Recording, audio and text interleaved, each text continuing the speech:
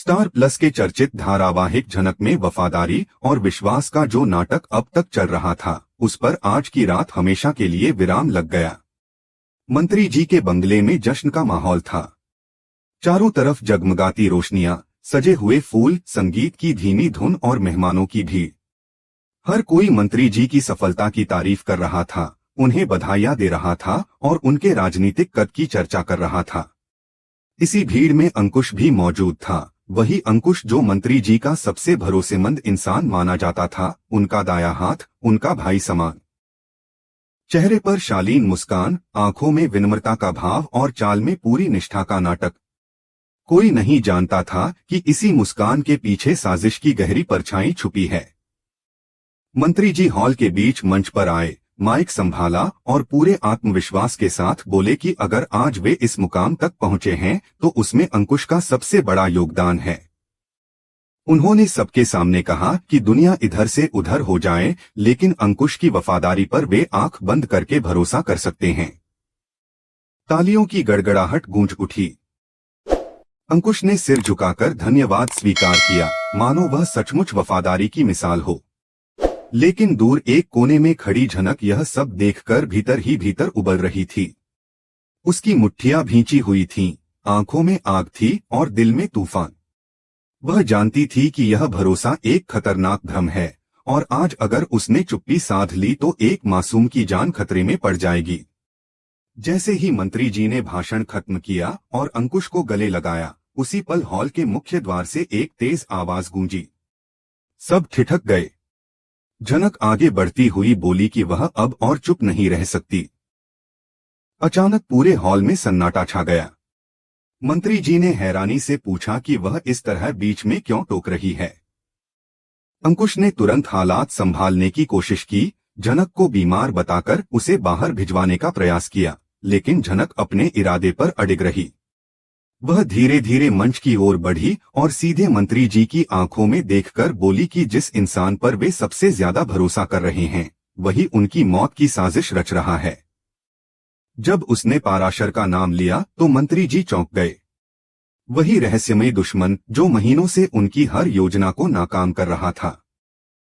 झनक ने बिना रुके अपनी जेब से पेन ड्राइव और कागजात निकाले और बताया कि काफिले पर हुए हमले की खबर सिर्फ 2 लोगों को थी, एक मंत्री जी को और दूसरा अंकुश को।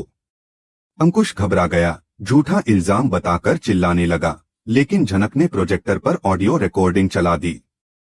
हॉल में वही आवाज गूंजी जिसमें अंकुश किसी अज्ञात व्यक्ति से कह रहा था कि मंत्री का खेल खत्म होने वाला है और पैसे पाराशर के खाते में ट्रांसफर होंगे। यह सुनते ही मंत्री जी का चेहरा पीला पड़ गया। झनक ने आगे बताया कि पाराशर कोई और नहीं बल्कि अंकुश का ही बनाया हुआ कोड नेम है। उसने बैंक के कागजात दिखाए जिनमें करोड़ों के लेनदेन का पूरा ब्यौरा था। मंत्री जी के हाथ कांपने लगे, आंखों में आंसू आ गए। यह दर्द पैसों के जाने का नहीं बल्कि विश्वास टूटने का था। अंकुश अब खुद को छुपा नहीं सका। वह जोर से हंसने लगा और कबूल कर लिया कि वही पाराशर है। उसने सत्ता और पहचान की भूख में यह सब किया था। गुस्से में उसने पिस्तौल निकालकर मंत्री जी पर तान दी। हॉल में भगदड़ मच गई। झनक ने फुर्ती से पास रखा फूलदान उठाकर उसके हाथ पर दे मारा, पिस्तौल गिर गई और सुरक्षाकर्मियों ने उसे पकड़ लिया। पुलिस उसे हथकड़ी लगाकर ले गई। मंत्री जी भारी मन से बोले कि उन्होंने उसे भाई माना था और उसने पीठ में छुरा घोंप दिया। माहौल पूरी तरह बदल चुका था। झनक एक कोने में खड़ी कांप रही थी, सांसें तेज थीं, लेकिन चेहरे पर संतोष था। मंत्री जी उसके पास आए और हाथ जोड़कर धन्यवाद किया। बोले कि उसने उनकी जान बचाई और आंखों का अंधापन भी दूर किया। सृष्टि ने बदनामी की बात उठाई तो मंत्री जी ने उसे सख्ती से चुप करा दिया और झनक के सामने सिर झुका दिया। उन्होंने ऐलान किया कि अब से झनक इस घर की सदस्य और उनकी विशेष सलाहकार होगी। यह सुनकर पूरा परिवार स्तब्ध रह गया। झनक ने विनम्रता से मना किया, लेकिन अनिरुद्ध ने कहा कि खतरा अभी टला नहीं है और उसे यहीं रहना होगा। रात गहरी हो चुकी थी। झनक खिड़की के पास खड़ी अपने मन की उलझने सुलझा रही थी।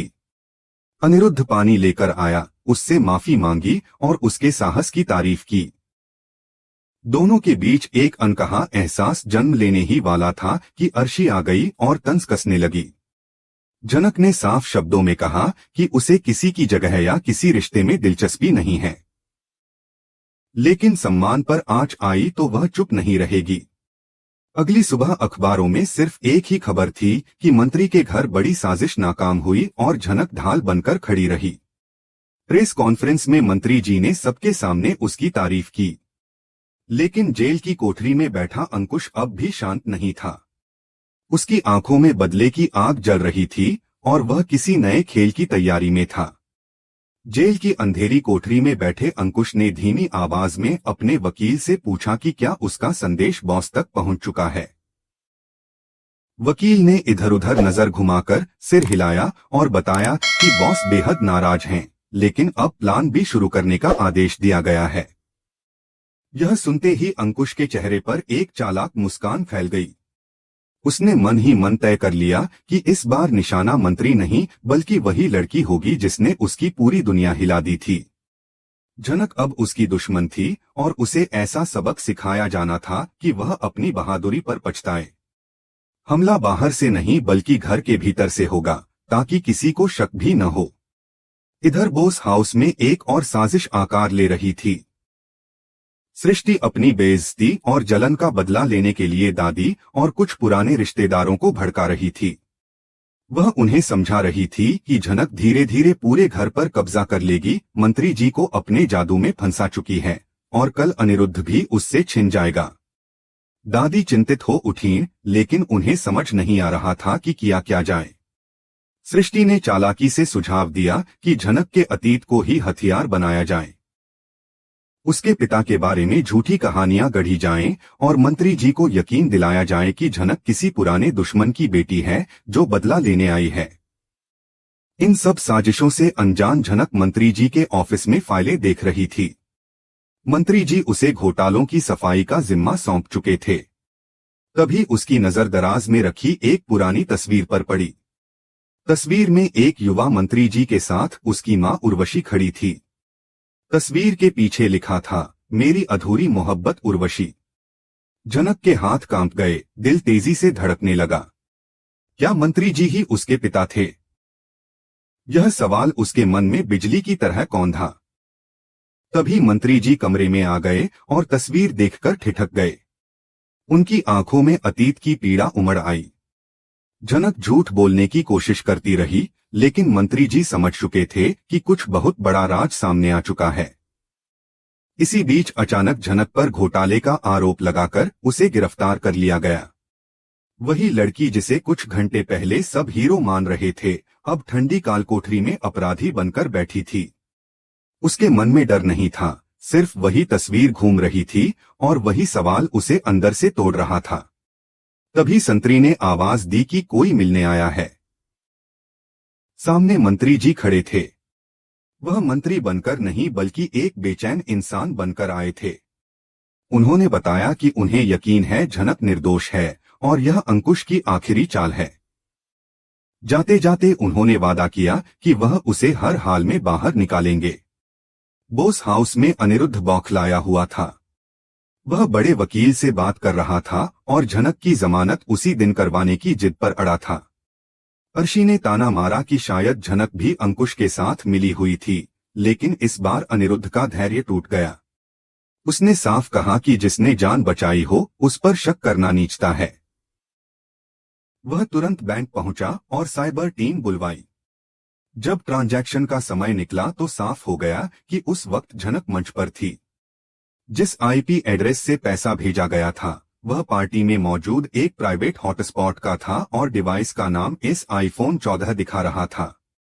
अनिरुद्ध समझ गया कि यह सृष्टि की साजिश है। कोर्ट में सरकारी वकील ने झनक को दोषी ठहराने की पूरी कोशिश की। झनक अकेली खड़ी थी, उसके पास कोई वकील नहीं था। जज बेल खारिज करने ही वाले थे कि दरवाजा खुला और अनिरुद्ध मंत्री जी के साथ अंदर आया। उसने वीडियो फुटेज और बैंक रिपोर्ट पेश की। जज ने सबूत देखे और तुरंत झनक को जमानत पर रिहा करने का आदेश दिया। झनक की आंखों से आंसू बह निकले। बाहर आते ही मंत्री जी ने उसका सिर थपथपाया और कहा कि सच कभी हारता नहीं। घर लौटने पर सृष्टि की घबराहट साफ नजर आ रही थी। वह जानती थी कि जांच आगे बढ़ी तो वह फंस जाएगी। मंत्री जी इस बार उसे अनदेखा कर जनक को सीधे स्टडी रूम में ले गए। वहीं उन्होंने उर्वशी की डायरी दिखाई और बताया कि वह गर्भवती थी, लेकिन राजनीतिक हालात के कारण वह सच कभी बता नहीं पाई। मंत्री जी ने डीएनए टेस्ट की बात की। जनक स्तब्ध रह गई। उसके मन में गुस्सा, दर्द और एक अनकही उम्मीद एक साथ उमड़ पड़ी।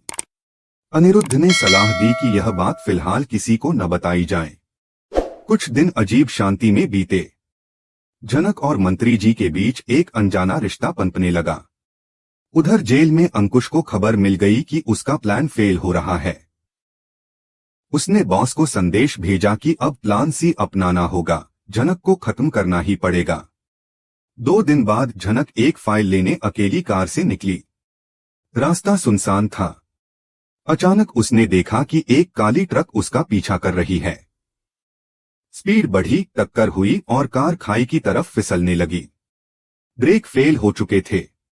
उसी वक्त अनिरुद्ध बेचैनी में उसके पीछे आ रहा था। उसने कार को लटकते देखा और दौड़ पड़ा। जनक चीखती रही कि पास मत आओ, लेकिन अनिरुद्ध ने हाथ बढ़ाया और आखिरी ताकत लगाकर उसे खिड़की से बाहर खींच लिया। अगले ही पल कार खाई में गिरकर धमाके से फट गई। दोनों जमीन पर गिरे, सांसें थमी हुई थीं। अनिरुद्ध ने जनक को कसकर गले लगाया।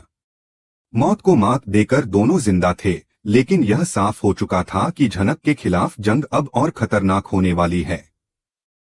कहानी यहीं नहीं रुकी, असली लड़ाई तो अब शुरू हुई थी।